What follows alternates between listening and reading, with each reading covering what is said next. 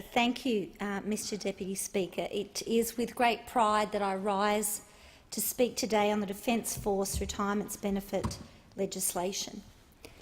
You know, this legislation is the collaboration of years of hard work and an ongoing determination and commitment of many of my colleagues on our side to recognise the unique place of veterans in our nation. I rise with a tinge of sadness, though, Deputy Speaker, because I look at the benches opposite, I look at the number of speakers, and their numbers are few. I question their support of the veteran community in this nation. This bill has a long and important history and is a firm statement of the Coalition's commitment to veterans and their families. For me personally, this legislation is of special significance.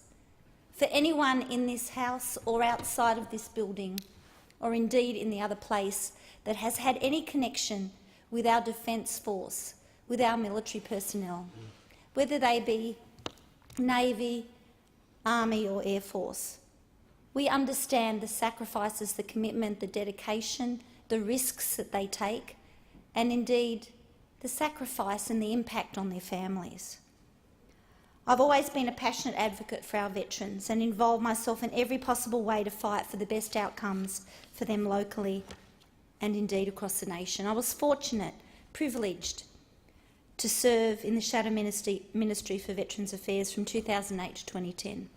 And during this time, I worked hard with my colleagues, the member for Paterson being one, to ensure that these changes were put at the front and centre of the Coalition's agenda. At this point, I would like to acknowledge that there were many of my colleagues prior to me stepping into that particular position, during my time serving in that position and since, that have fought for this legislation to become a reality. This legislation is also the result of important contributions from key veterans organisations. In particular, I'd like to acknowledge the Return Services League National President Rear Admiral Ken Dool and AORAN. I'd also like to acknowledge the Defence Force Welfare Association, who work tirelessly to advocate for their members, in particular Colonel David Jamieson. This isn't to exclude other members or other ex-service organisations. They worked hard and tirelessly as well to advocate and lobby the various governments of the day for this.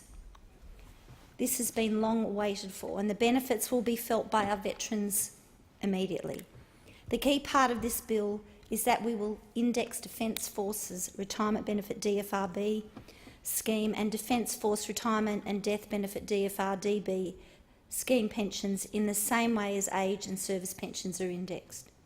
These new arrangements will apply to superannuants aged 55 and over from July this year. I'm pleased to note that in the electorate of Macquarie, 604 DFRB and DFRDB superannuants aged over 55 will immediately benefit from these changes come July. And in New South Wales alone, there will be 13,699 veterans better off because of these changes. While in government, Labor had made promises after promise to the veterans community, but they have not kept those promises. In fact, Labor is on the record as actually opposing the introduction of fair indexation on 2 occasions, in the Senate in 2011 and in the House of Reps in 2012.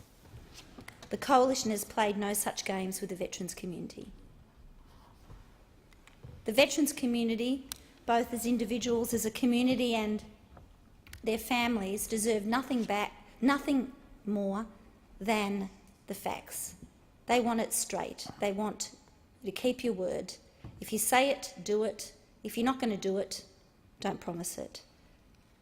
I was proud to be in attendance when we first announced this prior to 2010 with the then Leader of the Opposition in Penrith.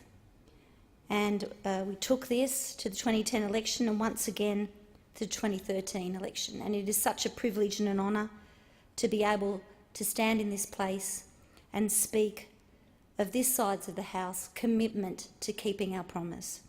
We are committed to ensuring that the people that serve and have served our nation will get the utmost respect and honour in a tangible and real way.